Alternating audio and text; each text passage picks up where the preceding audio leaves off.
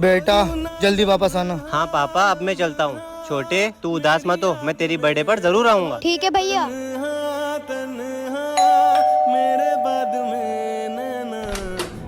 बेटा ये क्या है और मेरा बेटा कहाँ है? आतंकी हमले में हमारे 20 फौजी शहीद हो गए, जिसमें आपके बेटे भी शहीद हो गए। अनास। रोइए मत सर, पूरे देश को आपके बेटे पे गर्व है। जय हिंद। पापा, छोटे, पापा, छोटे। अरे अनस भाई, तुम्हारी तो शहीद होने की खबर आई थी। भाई, मुझे आतंकवादियों ने बंदी बना लिया था। ऊपर वाले के करम से मैं वहाँ से बच निकला। भाई, मेरे पापा और छोटा भाई का है, मैं उनको बहुत देर से देख रहा हूँ। भाई, जैसे ही आपकी शहीद होने की खबर आई, आपके पापा ने और छोटे भाई ने जहर पी लिया था। क्या? पापा, छोटे, तेरे लिए सांसें आए।